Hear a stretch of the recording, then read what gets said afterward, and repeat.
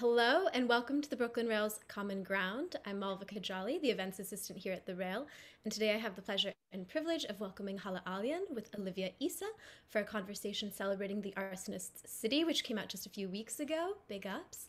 And this conversation will be also on, so much more. We're also so lucky to have the poet Ghinwa Jawhari here with us today. She actually couldn't be here at lunchtime, but she recorded herself reading a little bit earlier in the day. So through the magic of the internet, she'll be reading to close today's program. And before we kick off, we've started all our events with two important acknowledgements. The first is that here in New York, we're on Lenape-Hoking, the unceded land and waters of the Wappinger, Canarsie, Munsee, and Lenni Lenape people of the Delaware Nation and the Shinnecock Indian Nation. The second is an acknowledgement that Black Lives Matter. Although we have for many events named many of those who have lost their lives to police violence over the past year alone, I'd like to dedicate today's program to Breonna Taylor, who was murdered in her sleep by police just over a year ago on March 13th under the modern-day equivalent of the slave-era jump warrant. And I guess as we found out in the past year, in anticipation of the city of Louisville's multi-million-dollar redevelopment plan for the area in which she lived, I think it's like worth reminding ourselves of these details, right? That as we mourn our deaths, as we mourn her death, that both of these acknowledgements flow from the same extractive logics of white settler expansion and colonialism that built these countries. And I encourage you all to check out the chat for a living document of resources and actions as we do our part in the learning and unlearning required to undo the legacies of injustice we're located in. But now it's my honor to introduce our guests today. We're joined by Hala Alian, a Palestinian American writer, poet, and clinical psychologist. She's the author of Salt Houses, a generational story of a Palestinian family moving through the Six-Day War, the Gulf Wars, 9/11, and so much more. And she's also the author of 4 award-winning collections of poetry and of the novel Arsonists City, published just last month by Houghton Mifflin Harcourt, and from which she'll read a short excerpt shortly, just so we can get a taste. She's joined by Olivia Issa, the co-executive director of No Lost Generation at the George Washington University, a student-led refugee-advocacy group with chapters all over the world. And for the past 6 years or so, Olivia has been deeply engaged with refugee advocacy, aid, and resettlement work across Chicago and D.C. She was also recently named Chicago's Best Homegrown Humanitarian in the Best of the Southside 2020, and is truly one of the most singular people I know. Hala and Olivia, thank you so much for joining us. How are you guys doing? Good. Thank you so much for having me. I'm just trying to set this up in a way that's sustainable and won't fall over. Thank you so much for having us. Yeah, we're so excited. Thank you. Yes, we're so excited to hear your reading. Thank you. Should I dive in? All right, let's do it. So I'm actually going to read the intro, which makes life a lot easier because you don't have to know anything because the reader wouldn't know anything at this point. So this is called The Wrong Ghosts, and it's the prologue, essentially, of the book. Tonight, the man will die. In some ways, the city already seems resigned to it. The Beirut dusk, uncharacteristically flat, cloudy, a peculiar staleness rippling through the trees like wind. It's easy to costume the earth for grief. And tonight, the birds perched upon the tangled electricity wires look like mourners in their black and white feathers, staring down at the concrete refugee camp without song. There are orange trees in the courtyard, planted by the children the previous year. The NGO workers had wanted something bright and encouraged the youngest children to tie cheap ribbons to the branches, but they'd forgotten about the muddy season, and now the ribbons flap limply, streaked in dirt. The man himself, Zachariah, knows it or doesn't. He notices the queer feeling of the camps, the way his mother's matlube tastes perfectly fine but seems to be saltless, the meat stringier than usual.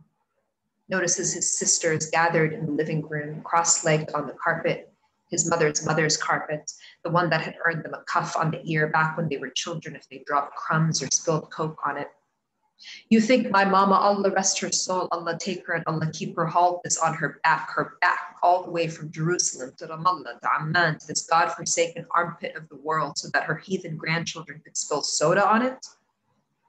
His mother hates the camps, hates Beirut, all of Lebanon, hates their neighbors, the aunties with their tattling and boring lives, always reminding her children, we used to have gardens in Palestine, trees that belonged to only us.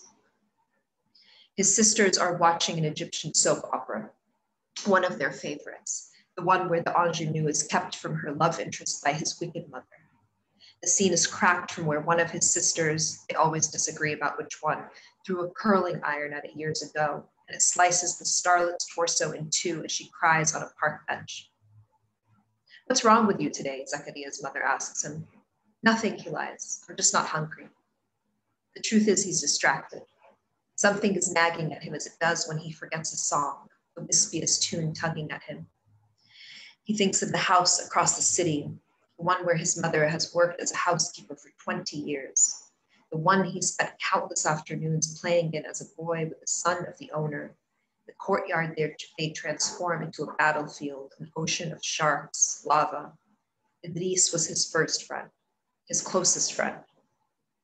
Whenever Zakaria thinks of the house, he sees it at dawn, the hour his mother would arrive for her daily duties after taking 2 buses from the south and walking from the final bus stop through the West Beirut streets, ignoring the vendors selling cigarettes and the sweet candy that made his teeth ache, to reach the gate, always latched, always easily unlocked.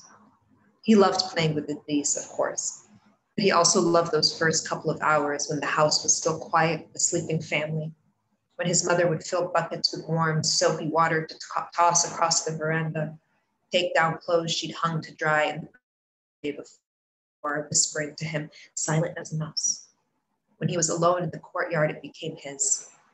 He was the ruler of this inexplicable, beautiful place. A house with 4 bedrooms, bathtub faucets the shape of swans' necks. Tonight, he feels the house beckoning him with an invisible hand. Feels greedy for those rooms, the silk, soft sheets that he'd slept in so many times. But his best friend isn't speaking to him. Their recent fight still raw as a burn, the insults they'd hurled at each other echoing, each saying and not saying the truth. You know what you did, Idris had finally said. I trusted you. I've always trusted you. Zakaria had fallen silent at that. He felt guilty and also unrepentant. How to apologize for the only truly good thing that had ever happened to him, which Idris had sniffed out like a dog. He'd called him a traitor. Not even a little plate, his mother asks now, interrupting his thoughts. I'm just not hungry, Zakaria repeats. To stave off further questions, he tries to appear absorbed in the soap opera that his sisters sprawled on the large sofa are watching. The 3 girls are younger than him, all unmarried, with large noses and dark curly hair. They are branches of the same tree, rooted and yet always apart from him. He must fall asleep at some point. For 1 second, he is watching the woman on the television, and then he is with the woman, telling her he can't marry her because he's married Mesna. He'll never hear her response because he is shaken awake, and this is the last dream he will ever have. The television is off now, and his sisters are huddled on the sofa, their faces alarmed and pale. His mother is leaning over him, blocking his view. He meets her eyes and sees panic. What have you done? She murmurs.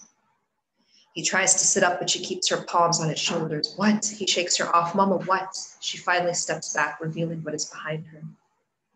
Zakaria understands. It's been 3 years, and yet everything falls into place in an instant. The night he and his friends manned the checkpoint in Beirut, the Maronites they stopped, the man who later died. He and Idris and the others, they'd hurt that young man for no reason other than that people were hurting people. The civil war had left the country riven. Shia, Sunni, Maronite, Druze, now they found Zakaria. Not as an act of war, but one of love, of revenge. The tallest man is unfamiliar, yet recognizable. The same comically thick eyebrows as his dead brother, his hair spiked with too much gel. Come, brother, the tallest one says, his voice almost languid. I told these men they have the wrong house, that you don't know them. The man holds up his hand and his mother falls silent. These men aren't dressed like soldiers. They are strangers, and they are taking her son. Auntie, Trust me, we've knocked on every door in this camp. His voice is surprisingly polite, earnest, and for some reason, this strikes Zakaria with the first real needle of fear. The tall man fixes him with a steady gaze. Brother, best for you to come now. Come, his mother says. It's after 10. Come where? My son has work tomorrow. Zakaria, what are they saying? The man doesn't speak, simply holds out his hand as though helping a child who's fallen at the playground.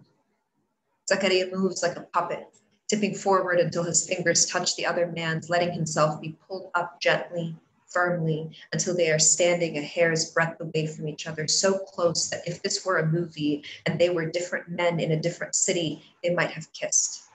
But instead, the tall man speaks in a low voice meant only for Zakaria. Say goodbye to your mother. Say goodbye to your sisters. Zakaria waits for more fear, but there is a surprising absence. He understands. They will kill him in front of his mother, his sisters, or they will kill him away from them. This is the choice he has. It is the only choice he will ever have again. It's not that Zakaria is particularly brave, but a few years ago, when those Phalangist men pointed their guns at the bus and killed 30 Palestinians, and this country fell into the hell it deserves, as his mother says, he understood that his life had changed. The war made him understand his place in this country. He is a good man, or believes he is most of the time. He has done only 3 terrible things in his life. First was the summer he'd spent stealing things from other inhabitants of the camps. A wristwatch, a pair of eyeglasses, other items that were no value and thus were priceless to their owners, things they'd clung to since arriving from Palestine. He was 13 at the time and angry. He had just read Marx and was certain that his people, the clear proletarians of the city, were chaining themselves to their possessions, that everything the world had robbed them of should be regarded with distaste, that they should not feel gratitude for what little they'd managed to keep. He'd kept his loot in a cookie tin under his bed. Then, towards the end of the summer, he took the box to the beach. One by one, he removed each item, gripping it in his fist, and swam out to the cold and dirty water as far as his legs would allow, then let each object sink to its death. When the box was empty, he lay on the sand, panting, his muscles twitching with exhaustion. The second terrible thing had happened this summer. This time, he'd taken something, someone, from his best friend, a person he loved. He's not all that familiar with love. If asked whether he loves his family, his sisters, his mother, he'd say yes, but there would be something rehearsed about that answer. He loves them because he ought to, and Zakaria is at his heart an obedient man. This is why he is following the men out of the house right now. This is why he walks deferentially to his death. Love is what fills tables and waters gardens. It is Darwinian. But this isn't how he loves Mesna. It isn't compliant. It's disruptive as a shark. He loves her hair, her lips. He loves the way she says the word for tomorrow, or for tomato, Bendura, Beradura, and the way she is tired of Damascus. He loves the one time he made her cry, one hand clenched in the other as her eyes filled. He loves the way she sulked the day she forgot her sunglasses. He loves the way she wants to be an actress, to fill screens with her pretty heart-shaped face. He'd spent 30 years in the camps where the most ambitious people you came across were the likes of Abu Zarif, who wanted to open his own barbershop near the American University. So meeting someone so resolute and unembarrassed by her hunger. Did you know Vivian Lee started off as an extra? She'd asked him the second night they met. There was something narcotic about it. He wants to write scripts for her. He wants to learn how to use a movie camera. His mother is still prattling on about the time, her voice steady enough that her fingers curled into fists, trembling, a tell. Some primordial part of her brain must have been expecting her son to be taken. Come where, she repeats. Mama. Zakaria's voice is convincing even to his own ears. These men, they're customers from the bakery. I promised our friend here that I'd help him with something. He turns to the tall man. Ready? Whenever you are, brother. No, his mother whispers, then louder. No, it's nearly 11. You're not going anywhere with these men. Mama, he rasps. His voice is dry. His mind spins. I'll be back soon, yes? He turns to the tall man, silently pleading. 20, 30 minutes? The man nods. An hour tops. He gestures towards the door. Zakaria passes his mother, smells her familiar odor of fried onions and baby powder. He wants to kiss her temple, wants to tell his sisters to send a letter to Damascus. He passes his father's large framed photographs, the older man's eyes frozen forever at 43, dark and wry as he watches his son walk out of the room. The third terrible thing Zakaria had done happened soon after the war began in Lebanon. Idris had two close friends in his private school, Majid and Tarek, and the four boys had grown up together. Tarek's older brother Ali was a sergeant in the army, and even before the war had known how to hold a rifle. Now, all over the country, men were getting involved. There was no longer one army. There were several, depending on which god you worshipped. There was a checkpoint near the Green Line, the line that split the city into two, east and west, Christian and Muslim, and one night Ali told them they could join him. They were excited, pretending to be real officers. A car of university students, young man, two women, pulled up. Zakaria still hates the memory of it. He can't explain how it happened, only that it felt like a game, the men egging one another on, forcing the men out of the car. I could make this Maronite trash do ballet for me if I wanted, Zakaria remembers Ali saying. The woman had started to cry at some point. He'd felt nauseated. He knew that they were making a mistake even as they made it. It all happened quickly after that. The young man spat at them, shouted to be let go, and Ali rammed the butt of his rifle against the boy's face. He did it over and over, the women screaming for him to stop. The boy staggered into the back of the car afterwards. One of the women got behind the wheel and sobbed as she drove them off. He'd ended up dying from a brain injury. His family had money, and money bought information. It made finding the men at a checkpoint a matter of asking the right questions. They had come for Ali a month later. The men walked Zakaria now to the edge of the camp, near the plot of meadow flowers NGO workers had planted last year. They're all dead now, the stems brown and chalky.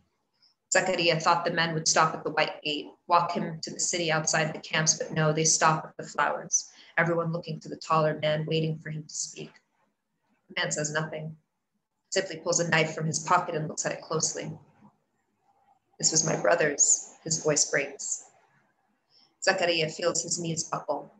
The fear that surges in him is so full, so lushly animate, it's almost sensual, nudging up the hair on his arms. This is slaughter. What you're doing, it's slaughter. The man nods, almost kindly. Yes, brother, slaughter. Your men did it to mine. My men did it to others. I don't know your brother, Zakaria whispers. He remembers how the boy had cupped his broken nose, whimpering. This knife, the man continues, it was on him when he died, but he never pulled it out. You bastards never gave him a chance. His face was mangled, did you know that? Even my mother couldn't recognize him in the hospital. He began to move towards Zakaria. But I have my God. I will leave your face alone. Please, Zakaria feels lightheaded. He remembers blood everywhere. Ali yelling at the woman. I had nothing to do with it, I swear. We'll find the other men as well, the man says caressingly, almost to himself. He looks around the camp as though one of them might appear. Later. The men circle Zakaria and he understands they are blocking him from the view of any neighbors who might walk by. They are allowing him to die near his home. They won't make his mother search the hospitals for him. He is grateful. His mind is still understanding that gratitude when the tall man rushes towards him and Zakaria feels something cold and gasping in his stomach. He registers moisture before pain. A week ago, he was drinking tea with Masna and Idris in the garden. She'd gone off sugar and they were teasing her. He looks down and sees the blood as the knife is pulled out, then plunged in, then pulled out, then plunged in for a third and final time. He sinks to the earth. Minutes go by. The men leave. He can hear their footsteps. Someone cries out a name, his name. It slices the night. His mother's voice, the air suddenly alive with bird wings and footfalls. His name, his name, his name. It is the last thing he knows of this world. That's it. Thank you so much for that, Hala. Of course, thank you.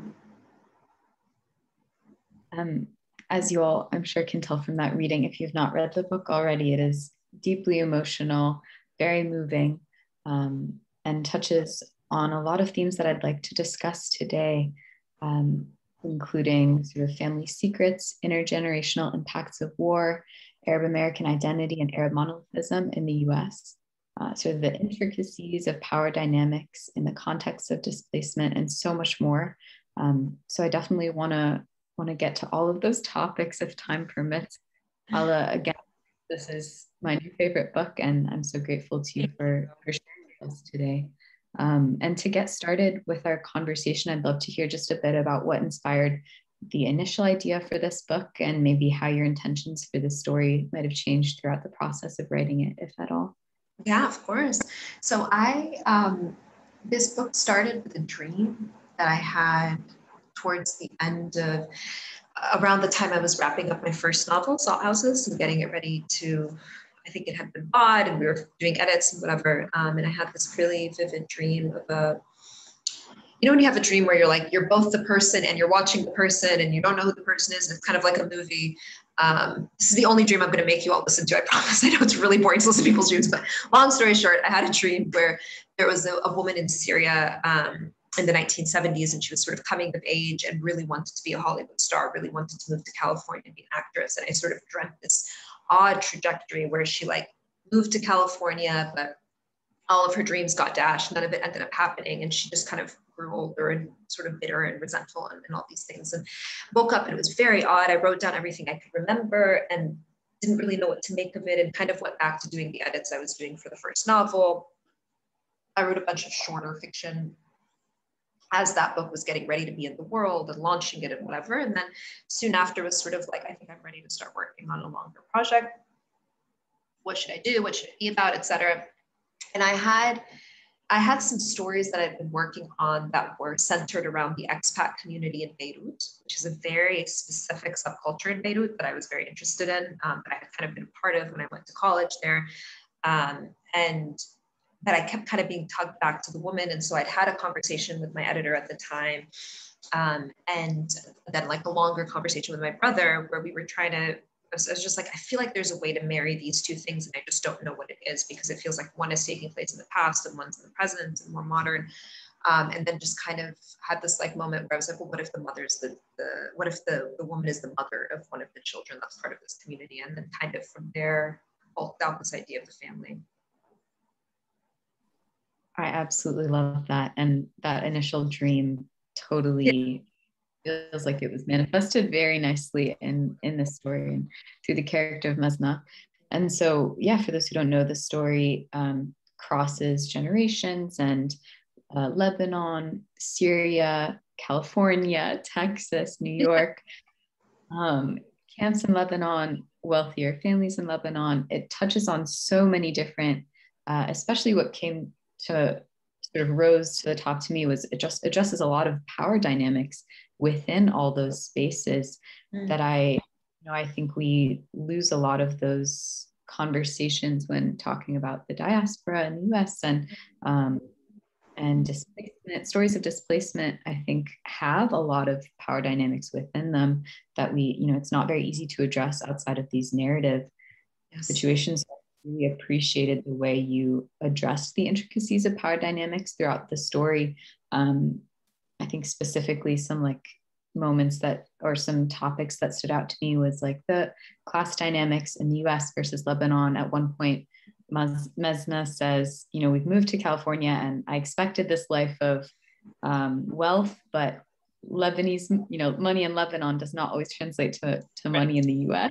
Right. And then power dynamics, Syria versus Lebanon during the Lebanese Civil War, and then throughout the Syrian conflict now, those differences, address the kafala system in Lebanon, sort of servitude. We can explain that in a minute. Arab monolithism. So generally, there's this daughter that grows up in California and New York, and then she goes to Lebanon and realizes suddenly that she's not, always maybe the darkest person in the room or the person that stands out the most, and realizing that there's a difference in being treated in the US as just Arab versus in Lebanon, you have the privilege of being Arab as opposed to, Palestinian or an immigrant to Lebanon. So many different Palestinian oppression in Lebanon and Syria, so many dynamics. And I'd love to hear just what decisions went into your representation of those power dynamics, and particularly illustrating who gets to feel joy versus guilt based on their privilege throughout the story. I thought that was a huge theme and something I'd love to, really dissect with you. Yeah, I think that's a wonderful question. I mean, I think it was something that I had started to play with in Salt House in the first book, but was a little bit timid, like more timid then. I think there was this idea, which I think is such a shame because we're all really like hyper aware, and Roxane Gay puts it really beautifully. I'm going to butcher it, but essentially something along the lines of like, we're all really aware of the ways that we're marginalized. Like everyone is really conscious of the ways that they're oppressed or part of systems of like, on the other end of, on the receiving end of a system of oppression, but like less aware usually of our privileges. And that's usually something we're less like versed in. And I think that's something that's sort of shifting culturally in this moment. But generally speaking, where we can tell you right away the ways that we have marginalized identity markers pretty quickly, and then thinking about the ways that we actually benefit from systems of oppression or have, power and positions of power, it's harder to come to. And I think when I was writing the first novel, I like was aware and I spoke a little bit about migrant workers, and there was a scene that I wrote about in the 2006 in Beirut, the war, the Israel war, and had like spoken briefly. And I really always like to read the section of like, they're basically children that overhear a domestic worker who has been left behind by her family, and they took her passport.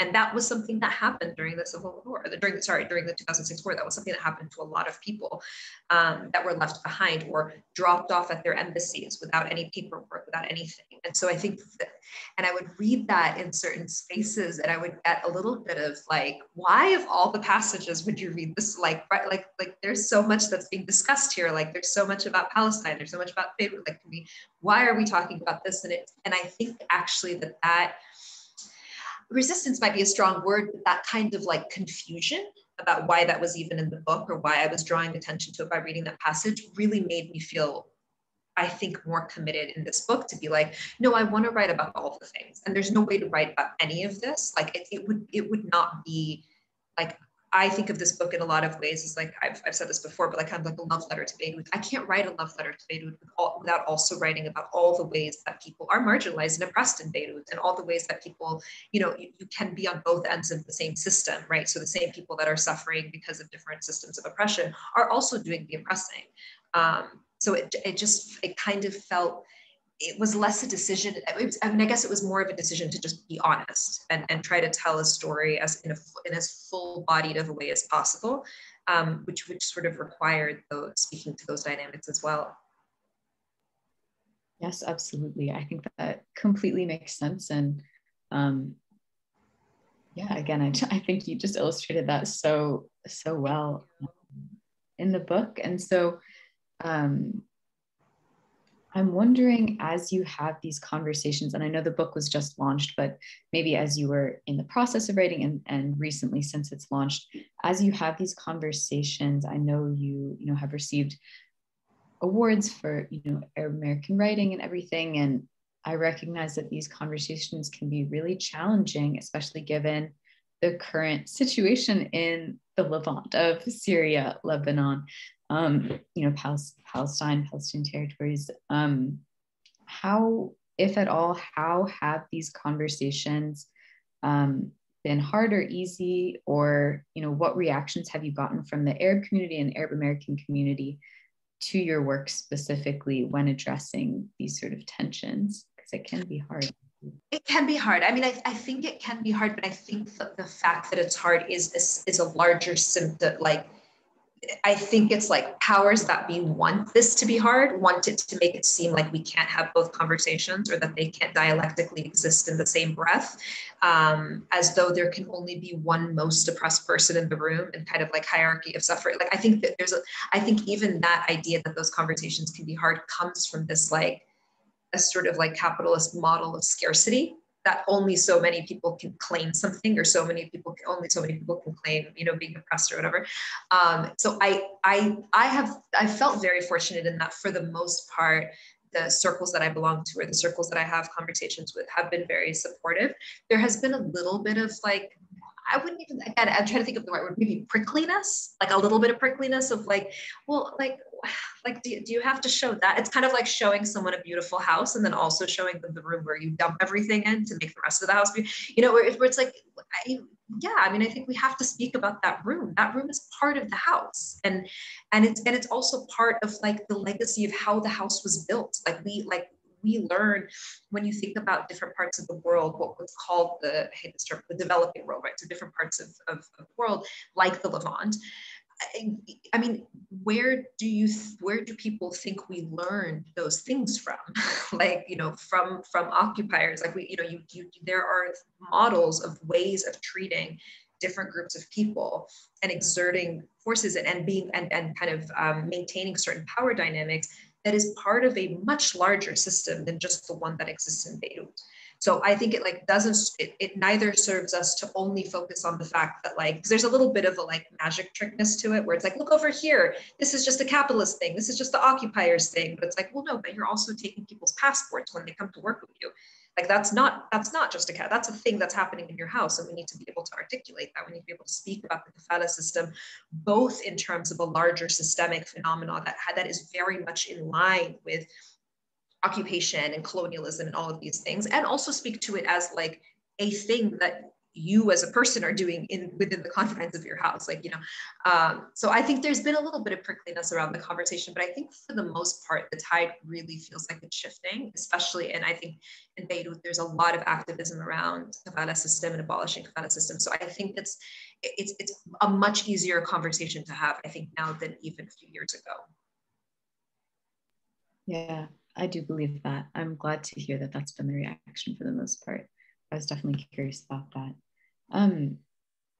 Sort of along a similar vein, a big theme throughout the story is displacement. And, as Malvika mentioned, I do a lot of work with refugee and displaced populations. And so I really do crave stories and narratives that go, sort of don't only paint one story of displacement and victimization and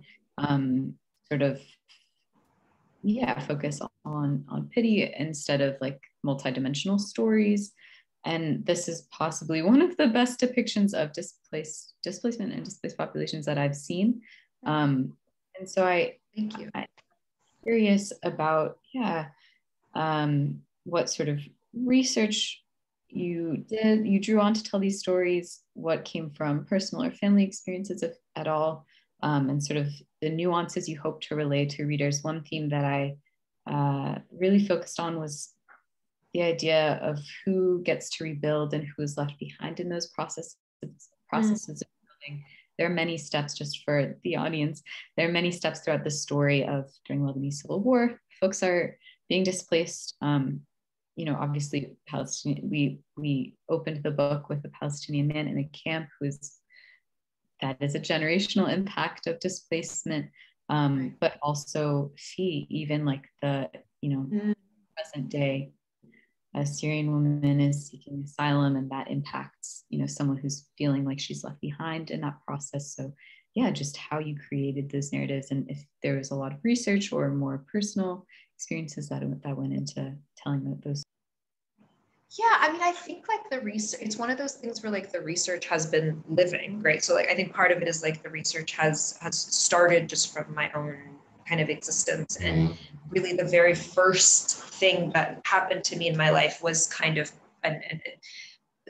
was something that nodded to the nuances of how displacement looks differently for different people, in that I was born in Carbondale, Illinois.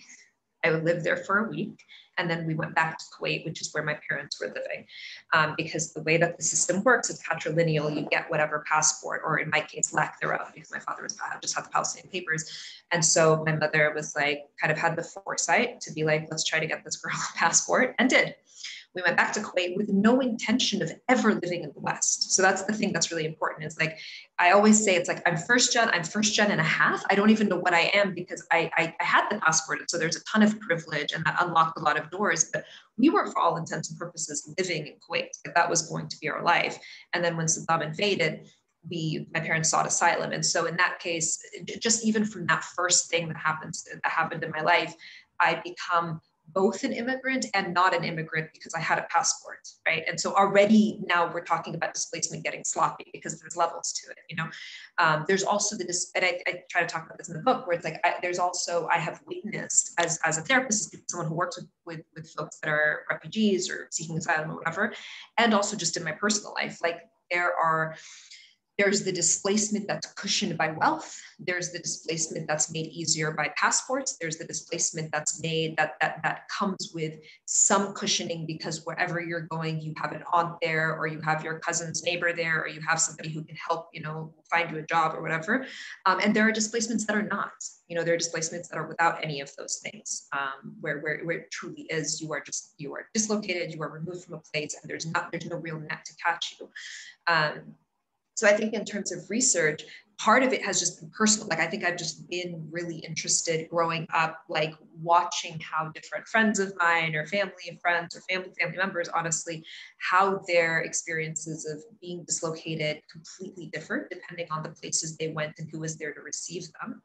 And then I think also just the research, the more like general, so you have like the primary, secondary sources, and then you just have like, you know, you're reading the textbooks and you're kind of, I think just kind of learning more about the different processes of what it means to be dislocated from a place, and what it is that can ease that process. And again, it's like, I think there's a devastation that's inherent in it no matter what, but I also think there's levels to it. Yes, absolutely. And another question I had prepared was about your work as a psychologist, working on trauma from a clinical perspective. How does that generally, I mean, that was what you just shared, you know, touched on that, but in this book and in all of your writings, how do those interact? Do you see a big overlap, or do those feel separate for you? Between what and what? Sorry, I missed that. Between your work from a clinical perspective, yes, focusing on trauma compared to your writing. And yes, totally. Yeah, I mean, I think they're very similar. I mean, I think being trained as a clinician teaches you to ask certain questions and be plugged into the world in a certain way that lends itself really nicely to trying to create realistic characters, right? Like, you're thinking about what are client/character motivations, what are their desires, what is it that motivates somebody to do something that seems really counterintuitive or not in their interest or not in the service of the things that they want, which we're all, like, I've been saying this for the last couple of weeks, like, we're all constantly doing things that don't make sense, right? We're all constantly making decisions and getting stuck in loops where we're like, well, this isn't in service of the life that I want. And so, of course, characters are going to be like that too. And having a clinical background just helps me kind of know what it would be that might make a character end up in that position and kind of work backwards from that.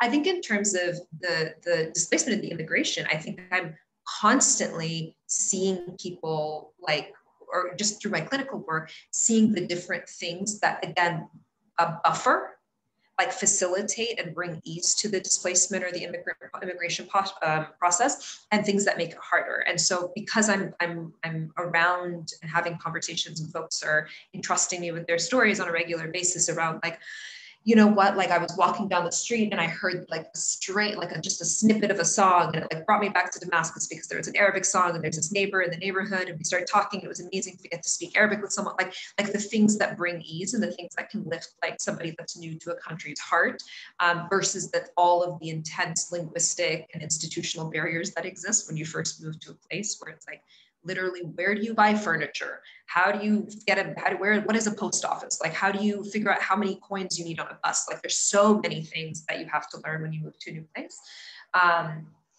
And that's not to say anything about like the atmosphere of the place and whether there's, you know, like anti-immigrant rhetoric or sentiment or whatever. This is literally just functionally, it's very hard to adjust to a new environment and to a new physical space. And so I think that taking the overlap would really be like being able to try as much as I can to add realistic details into the characters' journeys, and really think about, there's a scene where, like, you know, I find grocery stores to be fascinating, and like Duane Reade, I'm obsessed with Duane Reade's and CVS's. I find them incredibly soothing. But I think like grocery stores in general are really like, they're interesting places where things happen, and they are, without even realizing it, someone pointed out to me recently, they end up being a place where a lot of my newly arrived characters in the United States find themselves and have like moments of conflict and whatever. And so I think thinking about those sort of the things that we may not even consider, but it's like what makes up your days and what makes up an immigrant's day, and how would it be to have everything that's super familiar to you hour by hour by hour suddenly be replaced by things that are completely foreign. So I think those are usually kind of like the stepping stone for me of like thinking about some of these plots. I love that. Yeah, I loved the grocery store scenes. There were several, or like farm. Even when the daughter comes to Beirut and she's like, I don't know what I'm doing, but the pharmacy aisle in this grocery store is helping me feel grounded. I can find the Tums or whatever. I loved that. And I love knowing that that comes from your personal. Totally. Yeah. That, oh, that's lovely. I've always said Dwayne Reeds are like Valium. Like they literally cool my nervous system. I walk in them and I'm like, everything is where it's supposed to be. It's so calm. Yeah. And that happens everywhere. I mean, even if the organization changes, like, right. Yeah, so much. Yeah. Another topic that I feel like was really big in the book was the idea of secrets.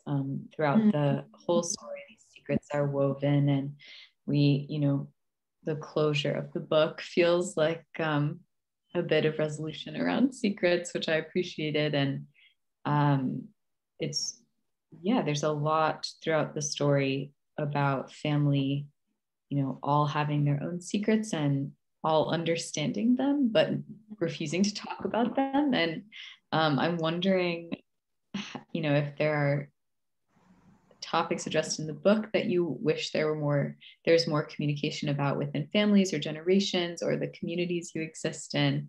Yeah, I think, I'm gonna paint with a broad brush, get ready. So I think that within many Arab households that I know and am familiar with, I'll speak to Arabs because that's what I know more. There is this idea that parents should not suffer in front of their children, and that suffering in general is something that should happen out of sight, and that we should and I think this is something that is like it starts off as a lovely concept, which is sort of this idea of like, be grateful, find the things to be grateful for, right? Say alhamdulillah, like find the things and thank your God and just be grateful for the things that you have. And I think that there's a beautiful practice, but it can veer a little bit into like toxic positivity or toxic gratitude when it's not actually resonating with the person. I think there can be low distress tolerance for suffering and for discomfort and for people not feeling well. And I think one of the things that I talk about, or that comes up in the novel, is you have a mother, a central matriarchal figure that is really unhappy, is deeply, deeply unhappy, is unhappy with the choices that she has made, has a lot of regrets, and cannot share that in any way that's like accurate, like transparent or honest with her family. And that becomes its own kind of secret that cobbles together with the other secrets that she's keeping. And I think for me, that is something that I really wish, this is maybe also like as a psychologist, like I wish adults, so to speak, like, grown-ups, parents, caretakers, aunts, uncles, whatever, realized how valuable it is to actually model how to suffer for children and how to model how to suffer for younger generations. And that like, it's completely fine to tell a child that you're not doing okay or that you're having a hard time. Don't make them your therapist. It shouldn't like center their lives, right? That's like the other direction. That's the other extreme. That it's okay to be able to model struggling. And I think that that's something that there's a lot of like secrecy around suffering and some mental health issues and whatever, that I think really all it does is it means that you have children that grow up into adults who are like, I feel bad, this must be terrible, I never saw it, nobody ever taught me how to deal with this, and so then you kind of get in that shame spiral for generations and generations. And I think it would really go a long way to just snipping shame, if we were able to have those conversations more honestly. Yeah, I love that. And I think we see that through Mesna, but also how Ava, the daughter, is starting to replicate those behaviors. I think, now that you verbalize that, I see that throughout the story. And something that is sort of feels somewhat related, but it felt like gender, sex, and sexuality played pretty critical roles in sort of the under the surface of the story. I was wondering what roles you saw those three topics, gender, sex, and sexuality, taking shape in the book, and sort of what portrayals were you hoping to give off with that? I mean, I wanted to be able to speak to queerness in a city that both, I think, Beirut is a really interesting place where it's a place where, for all intents and purposes, it's not like, it's like a lot of places in Levant and Middle East, like it's not legal to be queer, it's not legal to be gay, and yet there is a really powerful, really beautiful, really active culture within the country where it's actually incredibly warm and welcoming, and it's this idea also of like, I think the West glorifies coming out. And I think like more and more there's been conversations and discussions of like coming out as the end goal. A lot of times, and this is true in therapy, it's like a lot of the times the end goal of being queer is to come out. Like that's when you know you have arrived, that's your destination. But that really does not resonate with a lot of different cultures. And that is not a lot of, I've worked with a ton of people. It's like, that's not everybody's goal, and that's fine. And so I think I wanted to be able to portray the tensions and the complexities that come with being queer in a city where there both are these like pockets of places where one can absolutely live as a queer person and be accepted and be loved and have, folks and support networks around them, and also exist within a larger country and a larger system where it's like not okay and it's actually really quite dangerous, and that you're kind of always threading the needle in terms of like figuring out where those spaces are. So that was something that was really important to me. And I think in general, like writing about sex was like, there's a lot that I was measured with in the first novel. Like the first novel has like a teeny sprinkle of sex because I didn't think about audience then. And I was very aware that like my dad might read it or my mom might read it or my whatever might read it. And then with this one, I kind of was like, no, I'm trying to write about life, and sex is part of life for a lot of people. So like, I'm not gonna be able to do one without the other, and kind of just did the thing. And also I think it was important because sex is discussed. I mean, sex is talked about in the book in a way that I think is really connected with the power dynamics that you were talking about earlier, Olivia. Like there's a scene where it's almost transactional between like with Mesna and wanting to be an actor and, trying to figure out how to use herself, her sexuality, her body in ways that might get her closer to the things that she wants. And so I think being able, and then you have Naj, her youngest daughter, also kind of using sex in this way that like feels good, kind of surface level, but there's an emptiness to it, and she's trying to figure out like where's the missing connection that comes with sex. So I think it felt like a really important plot device, like something that moves the plot, and also a really important character trait. Like it was an important way to be able to show what things. I think sex and our relationship to it, our lack of relationship to it, our complications with it. I think it speaks to aspects of ourselves that are important when you're trying to figure out who a character is. Absolutely. I appreciate that. And I know there are some questions starting to pop up in the chat, so I'm gonna move to two questions that are less related about the book and more about your experience as an author right now, and then we'll move into Q&A from the audience, if that's okay. But I'd love to hear just generally what it's meant to be writing and creating in today's world. This is sort of more in your words, and what it's meant to be committing to a creative process when it might feel elusive and intangible, or two words you threw out during COVID. Yeah. I mean, listen, COVID happened and I completely stopped working on my third novel. Like I'm starting to come back to it very slowly, but I put it down and just like did not return to it for over a year, because there was something about accessing fiction and imagination in that way at a time when things felt so steeped in the present and so urgent that just felt really inaccessible to me. So I started working on nonfiction instead. I have found creating to be really hard this year. Like I found it to be very complicated. I've had bits and pieces, like I've had spurts where I'm like, I'll do like a month of writing a poem a day, or like will, you know, as much as I can commit to my 30 minutes a day practice, but I have never lapsed as much as I have this year. And honestly, just gave myself some grace and kindness and been like, whatever, just do, if you can do it, do it. But it's been really, I think it's been really hard to, the problem is creativity, or at least for me, being plugged into a creative process requires a certain amount of attention. And I have felt attention to be in very low supply. like it's felt like there are so many strains on attention this year that it's really hard to stick with something and stay in the flow of something, because I am being asked to, as I think many of us are, to look over here, look over there, what about that thing, what about that thing, and to kind of like future trip and plan and obsess and whatever. So I've found it hard to have sustained periods of attention, which I require to make or create in any meaningful way. Which is starting to cool. I mean, I think that's starting to cool down a little bit, starting to get a little bit easier. But I think it's been really hard to be fanciful this year for me, and like whimsical. And it's very difficult for me to write fiction without having access to that. So it's been hard. It's not been an easy year for creating. I do believe that, and thank you for being honest about that. My last question is a little bit multi-part, and then again, we'll move into audience questions. Where do you see, and these are inspired by Malvika, so thank you, Malvika. Where do you see your work coming out of?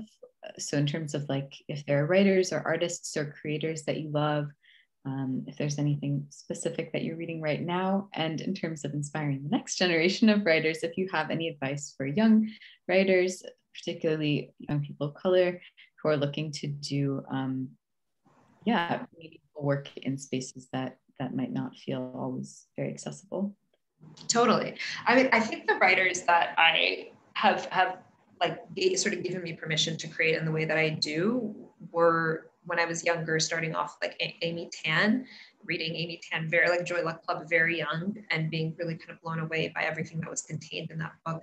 Jhumpa Lahiri, everything that she writes has really like, I've said this in other spaces, but like she kind of carried me through like late teens or into my 20s, with like every few years she'd have a new book come out and it would kind of like renew my vigor and be like, yes, I think I can do this. And then a ton of Arab, I mean, Naomi Shihab Nye, really like being able to see like Arab writers, and particularly Arab women identified writers like Naomi Shihab Nye, like Suhair Hamad, and then kind of getting a little bit older and being introduced to the folks like Randa Jarrad, and more recently Marwa Hilal's poetry collection.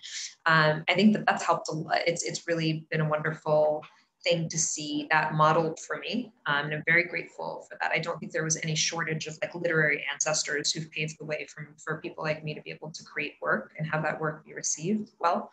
And I think for the second question, I mean, the main thing I would say for writers or folks of color that are trying to create is don't believe the hype that there's only enough room for one or two of you in a space. Like, that's not true.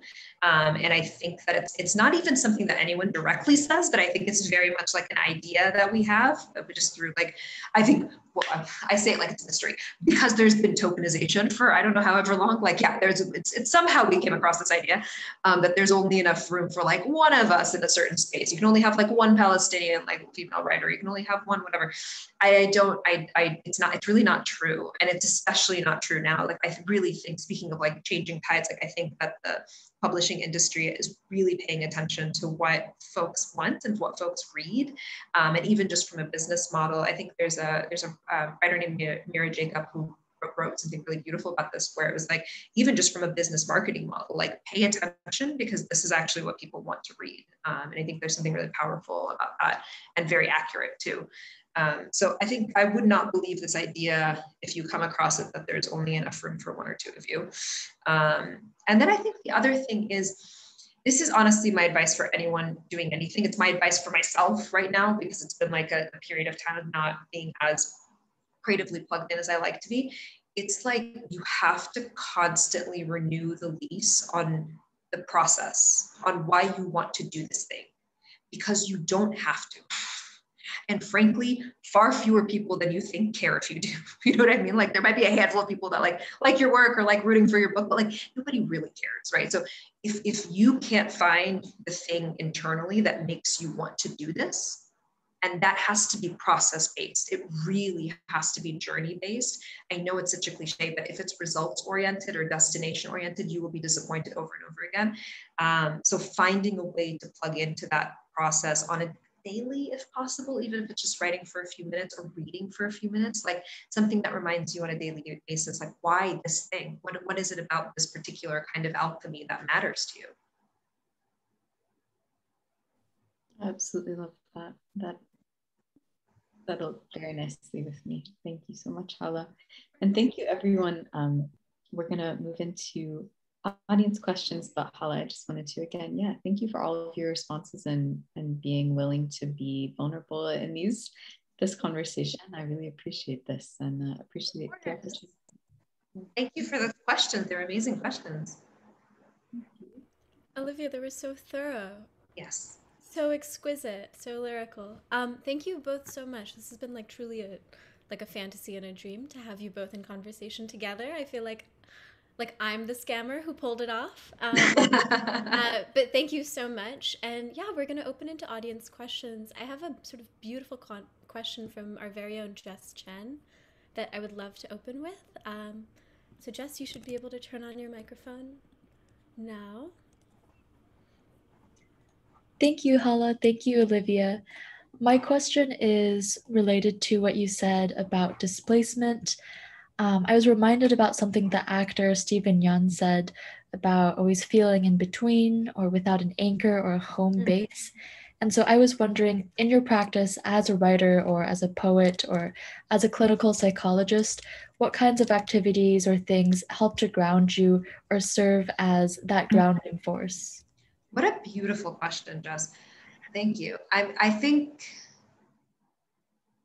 I have increasingly in the last few years found that if I don't meditate or if I don't find pockets of stillness, it doesn't end well. And the way that I describe it, so and meditation, I mean, some people find cooking meditative, right? Or walking or whatever. Like meditative just means like being able to sit with yourself and find some degree of stillness. And I have found that because I'm somebody who has had like a system that has experienced trauma, like many of us, right? Particularly with like the displacement moving back and forth, I found that I have access to a kind of energy that, if harnessed well, is really lovely and expansive and creative, and and it can make things. But if it's not harnessed well, will like burn me to the ground, right? Like so, it's like learning how to. And I don't think this is unique to me. I think everyone has some version of that, and you kind of have to figure out what it is for you.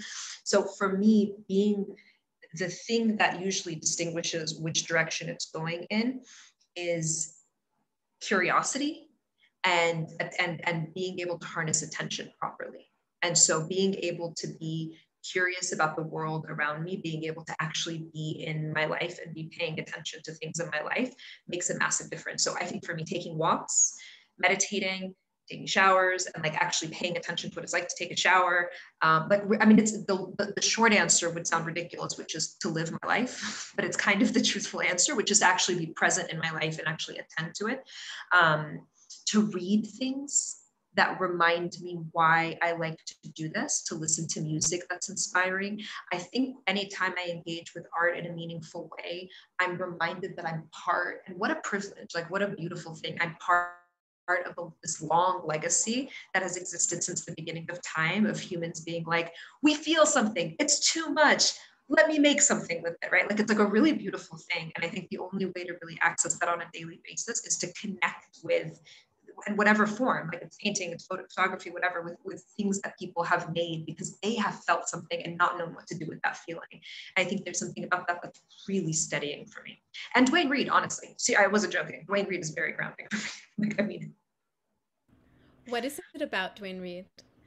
you just know where all the things are. Like as somebody that's like, I'm like a recovering perfectionist and like I have a lot of control issues. It's very similar, Olivia, to the section that you were referencing in the book. Like that is totally autobiographical. It's just like, you know where the Tums are. If something hurts, there's something that can fix it somewhere. Like there's just, I don't know. I think it appeals to the part of me that likes control.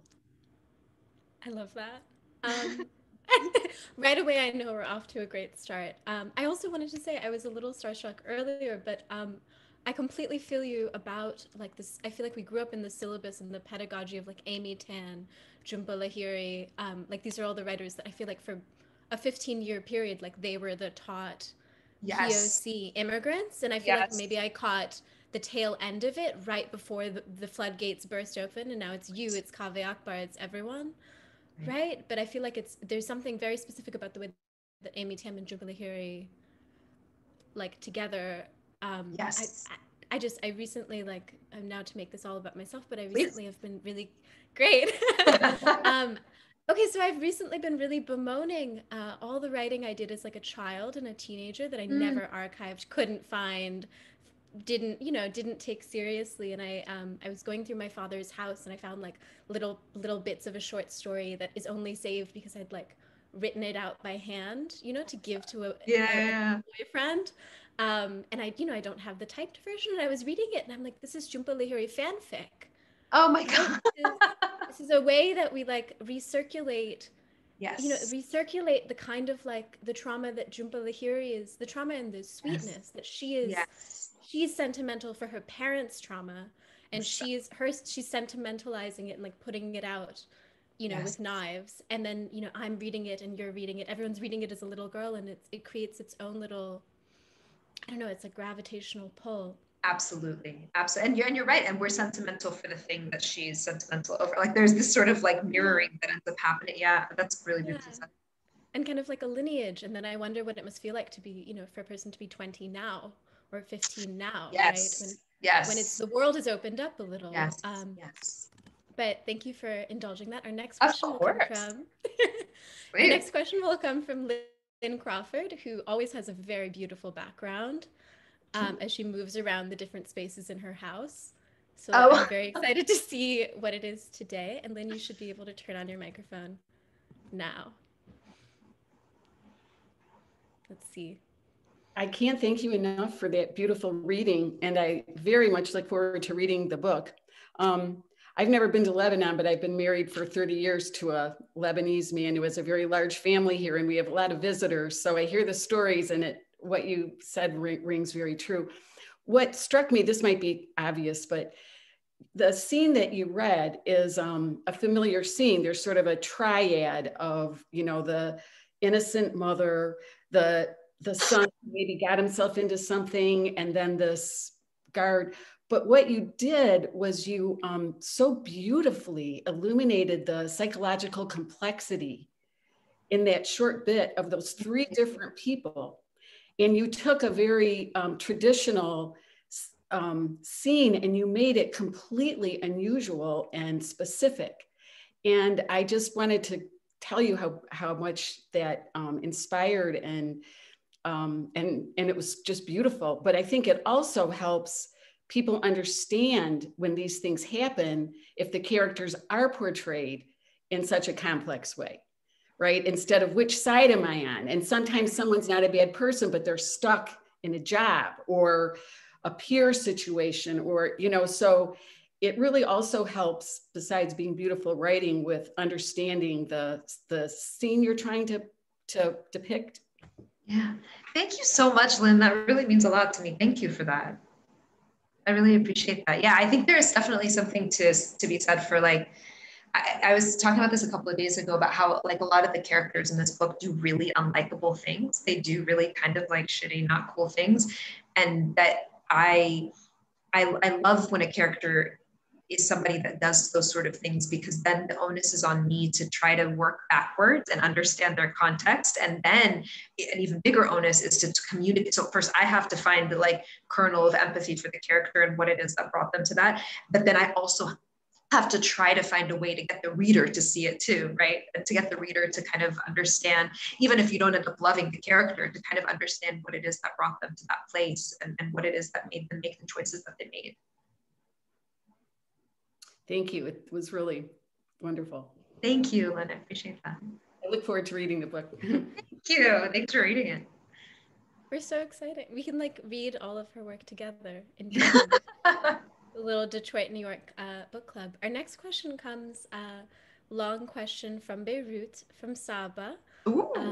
And she said, please feel free to reword, but I would absolutely never. So Saba, should be able to turn on your microphone now.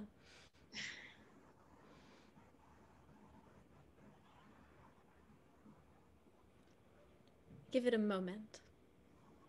Saba? Can you hear me? Yes. Yeah, we can hear you now, yeah. Okay, great. I'm very sorry, I have to reread what I wrote because I tend to do a terrible job reciting. It's fine. So, hi, and so what I wrote is that there's, for lack of a better term, there's a surge of anger geared towards political elites in Lebanon, as well as powerful allies outside of Lebanon.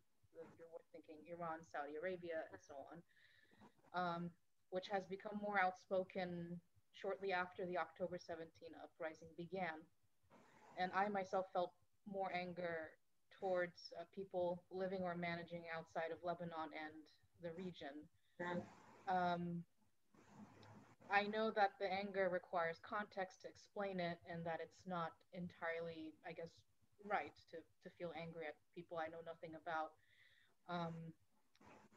It doesn't feel deserved, and you know, towards someone who doesn't have to live with my burdens. It also feels privileged, like a Lebanese kind of privilege, to feel angry in the same system that others have been exploited long before the uprising began, or a series of uprisings have begun.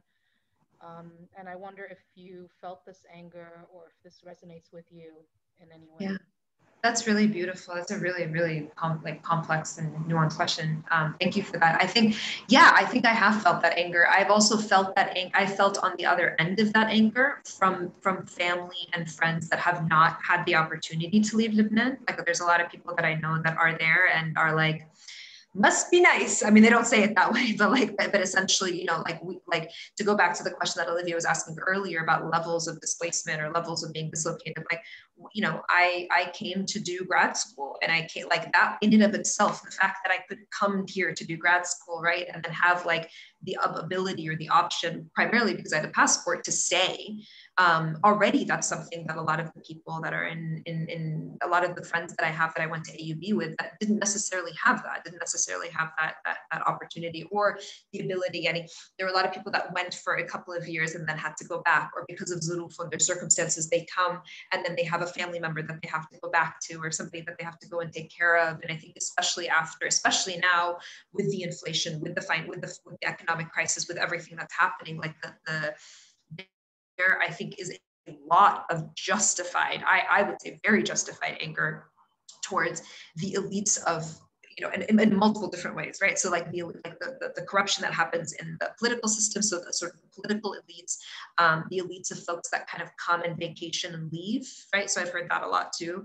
And then honestly, this is, I think, true for a lot of places like Lebanon, like the brain drain, just the fact that so many of like kind of like the young, like the brightest and the youngest and whatever, and the people who have the opportunity to leave, and this is definitely, there's been an uptick of this since the uprising, since the Thawra, have left. Like, there's a lot of people that have left, and I think that I can completely understand that anger. And I feel very, you know, it was very, I had a conversation with a friend of mine, and it was really kind of like put me in my place in a way that I was very grateful for, because while the Thawra, when was it? I think it was like a little bit after the Thawra, I knew some people that went back to do protests.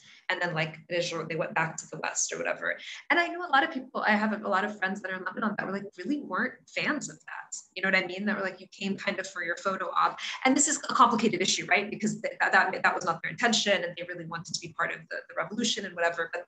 But we can't pretend that there isn't a different experience from the person that's living there 24/7 versus those of us that come for the summers or come for a few weeks here and there, you know, and then spend a long time. And this was the example that I was going to give, that I had a friend recently say something to me where I was like, God, I just miss Lebanon. I want to be there so badly. Like, I wish I was there. And he was just like, no, you don't. And you kind of don't know what you're talking about. And like, you're sort of like your romanticization and your sentimentality like doesn't serve me or anybody that's here right now.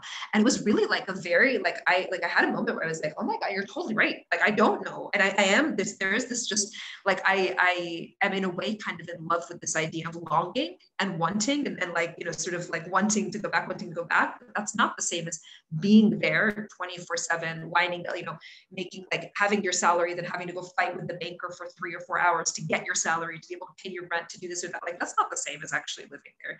So, I mean, this is a long-winded way of saying I think your anger is 1,000% appropriate and valid. And to your question of like, it still comes with a privilege, because I don't know if you're Lebanese, but maybe, you know, because I'm Lebanese, and so I still have more privilege than other people that are within the system that have been exploited. It goes back to that thing of like the suffering Olympics or like the marginalization. It's like, yeah, they're both true. You know what I mean? So yes, there are people that have been exploited within households and systems in Lebanon far before the uprising or the August 4th explosion or whatever. And also the people that are Lebanese that are in Lebanon right now are also suffering. There's not like both of those things. I think we can hold them the same. We can hold one in each hand at the same time. Thank you for asking that. Yeah, that's such an exquisite answer. Yeah, I mean, I just think you have like you really characterize that very beautifully. And I also think like there is a question underneath of like, how does global solidarity function, right? Like global solidarity, how does political and cultural solidarity work when when the diaspora and the homeland, right, as a framework, have very, very different kinds of sense of place about the same place. Exactly. And, you know, like, not to make it too sort of like US localized, but, you know, this reminded me of two things. First is, do we all know the rapper Chance the Rapper? Mm-hmm.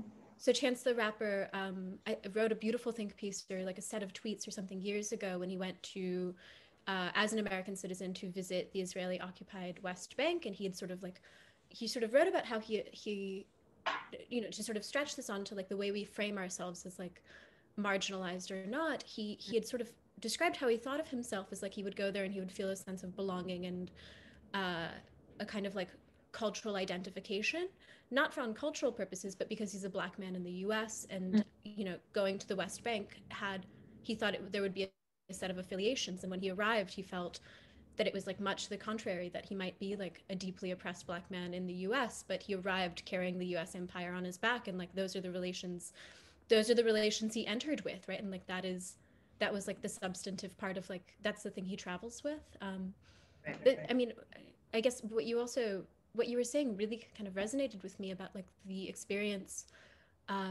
you know, many of my friends and my partner had of like the Black Lives Matter struggles and like protests of the, you know, past year. It's like, how much of it is like, it's a great thing to see such cultural outpourings of solidarity, but how much of it is like the experience of like the traumatized person who can't leave their apartment, you know? Totally. And I just think like they both exist, right? It's not that like, you know, like the protest in Brooklyn is like bad, right? It's great, but like it's different than being traumatized in your room. Exactly. There's a really lovely quote in AA, and like I think in like 12-step programs in general, which is like, keep your side of the street clean. And like, it's like, I think there's something similar to in this idea of like activism and being allies and being whatever, where it's like, keep your side of the street clean. Like, and your side of the street is going to be different than the side of the street of the person that's like living in the circumstance. You know what I mean? Like, it's like, it's going to ask for different things.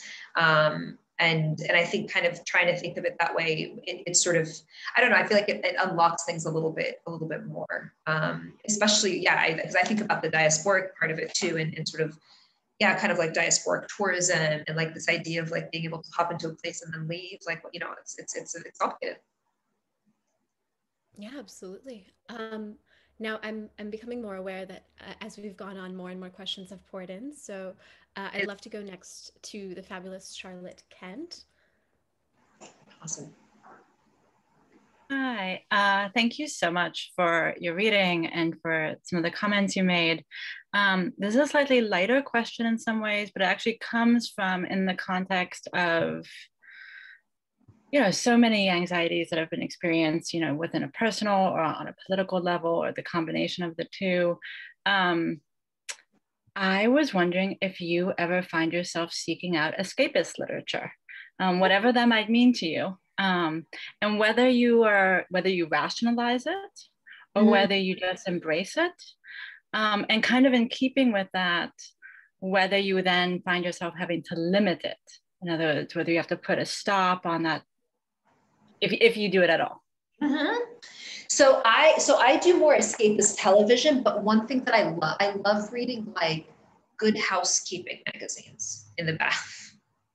Why, I don't know. I neither clean houses nor cook nor do anything of the like. I don't do any of that stuff. But there's something about reading like country living. I don't live in the South. I don't live in the country. There's something about reading magazines that are really like centered around some of those things that I find to be just so soothing, and kind of like lose myself in them. So it's less escapist literature per se in terms of books. I think my form of escapism is either like the weird magazines that I choose to read, or the television that I watch. Like I really like to just kind of lose myself into TV. During my book launch, and everyone in my family is still making fun of me for this, I was asked what things I was taking and that inspired my writing of it. And I always blank when people ask me. I'm like, I couldn't think of any book that I'd ever read. And I was like, I watched a lot of How I Met Your Mother, which is true. And also not the most highbrow answer. But I think like things like sitcoms and things like that are just like, I find them to be, I don't necessarily put too much of a limit on them, but there is a little bit of a like, I mean, I don't know if shame's the right word, but I know what you're asking the question. There's a little bit of a like, ugh, this is a thing that I do. But I think more and more I've realized that there's actually something really like, it just really recharges my batteries to be able to just be like, I'm going to go hang out with my 5 friends that don't actually exist and don't know who I am for the next like ever many weeks. It's very soothing. I love that. I'm also curious, Charlotte, what is your escapist literature? What do you see as the or TV? And you know, like I want to know a little bit about the question behind the question. Like I feel like this is one of those questions that reveals something about how you think. Love that. I love that. That's not very fair, is it? I mean, so I definitely believe in it. It recharges my batteries too. I think I don't believe people who say they don't do these things. Like that doesn't seem human to me. Or you're just horrendous. I mean, but you're just horrendously pretentious. Like I'm not going to be able to hang out with you if you're that person. But for me, I'll be honest, when I was in grad school, I was working on modernism, and I started reading historical romances, which is, you know, filled with like shame and cultural, like not good and not highbrow and not PhD material and all that stuff. And then I switched and I started reading mysteries of all kinds. I love that. I kind of get hooked on some genre, and you know, then it'll pass and I'll get hooked on children's books. It has more to do with just as soon as I feel myself attaching to whatever the escapist literature is and thinking about it, I know I have to cut myself off, because now I'm starting to intellectualize it and it's not going to do the thing it needs to do anymore. That is so interesting. I think I know I think I have a similar thing with television, actually. There's a point after which I'm like, okay, now you just think you live in this apartment and you don't. And now we kind of need to retweak our relationship. Yeah. That is so interesting. I feel like I almost like need one little, maybe this is because I haven't arrived there yet and I'll arrive shortly, but I feel like I need one little like straw house of why this is research. You know, like what I need is to watch Outlander and then read the Outlander novels compulsively. But my brain my brain is like, well, this is anti-colonial.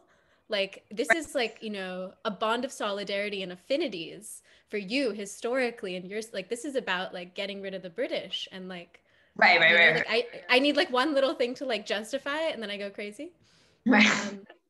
But I love this question, Charlotte. Thank you so much. And I think our final question will come, traditionally comes from Fang Bui, but today we're giving it to our fabulous Nick Bennett, which is a nice little toss-up. And Nick, you should be able to turn on your microphone at will. Well, I just want to thank you, Hala and Olivia and Malvika, for putting all of this together. This was a really wonderful conversation today. This is kind of a hat tip as well to Malvika, because she kind of pulled this out from when you were talking and we were trying to kind of expand on it. And I'm really interested in what you said about coming out not resonating across cultures, and this idea of there being a sort of end goal or destination in this process of queerness. So my question is, without going into like deep abstract land, do you think there is a destination or end goal of queerness that can be kind of shared by a queer community at large?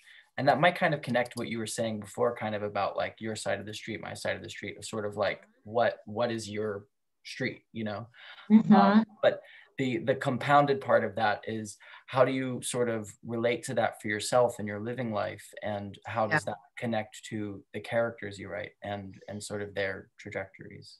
Yeah, I mean, I'm somebody that identifies as queer and that is not out in a lot of ways, and that it's something that I have held a fair amount of shame around that for a long time. Not around the queerness, but in terms of the coming out, in terms of like what a good queer person does, right? Like what is the responsibility, especially if you also possess a fair amount of privilege, right? So I am married to a white cis man. I am in a straight relationship. You know what I mean? I'm straight passive. Like I have all of these privileges that come with that. And so then the question both of what a good ally does to keep the side of the street clean, and what does somebody who has sort of like straight passing privilege do to keep the side of the street clean? So it's something I've thought about a lot on a personal level.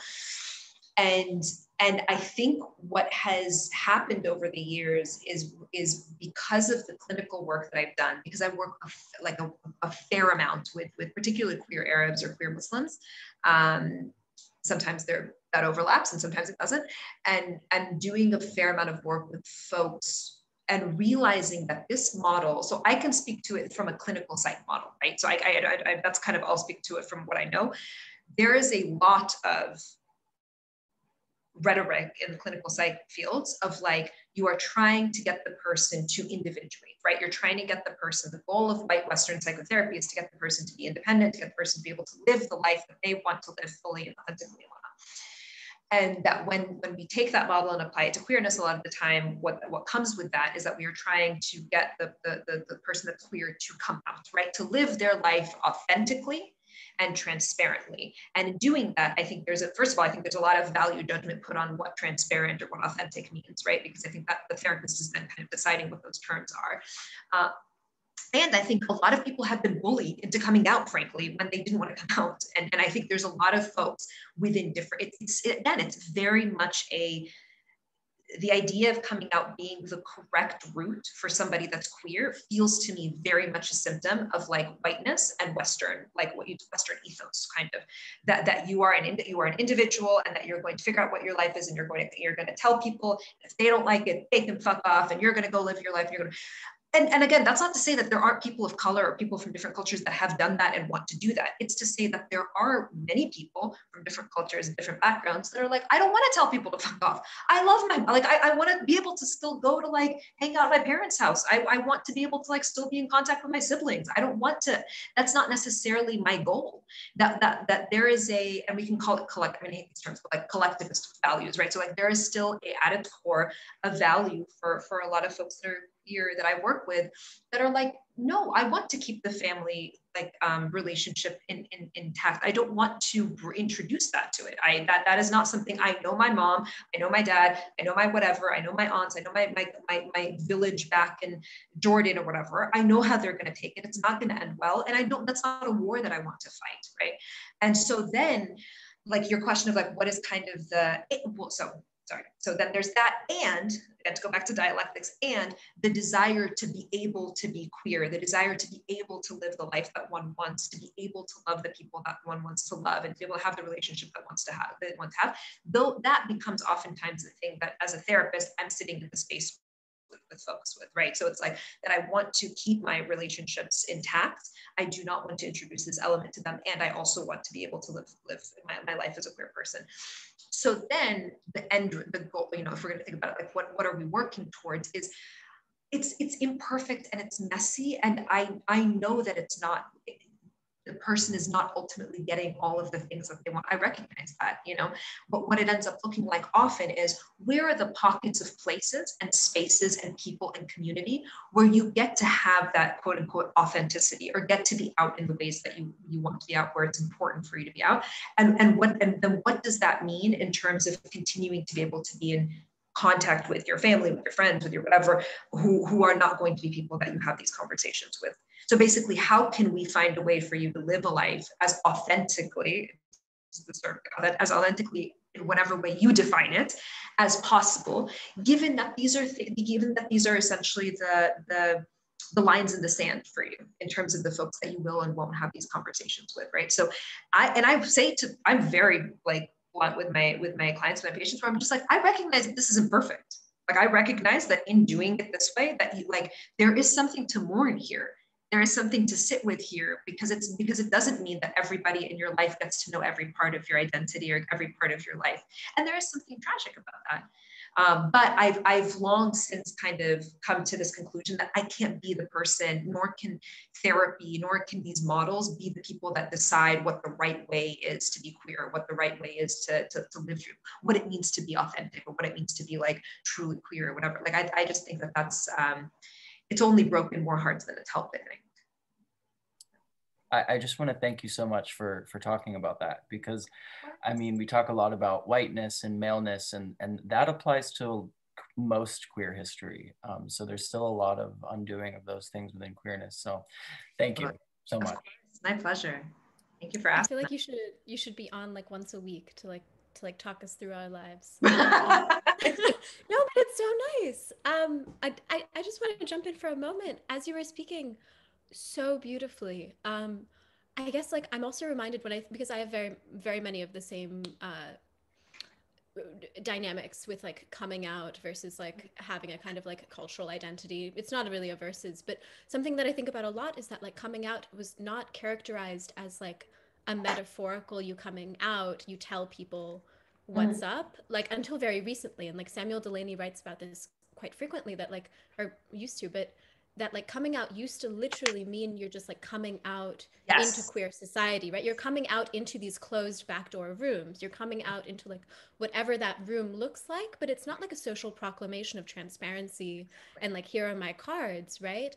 And it's like it's one of those inversions that happens. And something that I've been thinking about a lot recently is like, what happens if, you know, it's really a coming in, right? You're coming into the room that is that chosen space. Right, you're coming into, and that's also like, I think that tracks really well into like how we think about, you know, immigrant identities, diasporic identities, cultural identities, because you're coming into a room, you know, like you can come into a room where you don't frame yourself as like marginalized, right? You frame yourself as like in fact the majority of the world, right? You frame yourself not in opposition to, right? Like you can come into those worlds, and those can be rooms where your family are sitting also. It is something I'm thinking about. I love that. Yes, totally. Absolutely. That's really beautiful. Well, it's really beautiful because I'm reflecting you. But I really appreciate that you came in and like did this. Thank you. And I think like perhaps this is a beautiful time to move to poetry. Love that. Okay, great. I feel like we started with poetry and now we're closing with poetry. So at the Rail, we have a tradition of ending with a poem. This is sort of like the Delaney, a holdover from times past pre-COVID, when we would sit around at lunchtime and like not work and like read poems to one another. So today I'm thrilled to welcome our poet laureate of the day, Ghinwa Jawhari, to the stage. She actually could not be here today, but she recorded something a little earlier for us, and none of us have watched it, so it'll be fresh. But perhaps Nick, you could cue that up, and I'll read her hyped bio. But Ghinwa Jawhari, she's a Lebanese American writer based in Brooklyn, and her chapbook Bint was selected by Arya Aber for the Radix Media's Own Voices Chapbook Prize. I'll drop a link shortly in the chat because I've just ordered my copy, and so should you. Her essays, fiction, and poetry appear or are forthcoming in Catapult, Narrative, Mizna, The Adroit Journal, and many others. And this year, she's a Margins Fellow at the Asian American Writers Workshop. We're so excited to have her through the magic of the interwebs. So, Nick, take it away. Hello, everybody. My name is Ghinwa Jawhari. I am a poet based in Brooklyn. I want to thank Hala Alyan as well as Brooklyn Rail for inviting me to read for you a little bit. I'm going to read a piece called Influencer. It's an excerpt from a longer piece, and it's about two women who meet on Instagram. So I will read that for you now. I met Reem on Instagram during an attempt to push through an alcoholic phase. I admit I still called them phases, though they occurred with dizzying frequency, the sober bouts so short between them that I could tally them in days. It was day 4. Whenever the urge would strike, I'd down a slick sip from the flask on my desk, which I continued to refill with olive oil. Then I'd gag, remember. I decided to sweat through the final weeks of the thawing lakeside winter this way, nauseated and withdrawn, convinced that my mother was right all along. Olive oil could cure anything. Eczema, alcoholism, a bruised heart. It was March, spring approaching with its sudden storms. Lightning would manifest from the stale air around noon. The thunder rattled my parents' house until all 3 of us scrambled into the same room, a small, panicked herd. Is everyone okay? My dad would repeat, looking at my crumpled hands.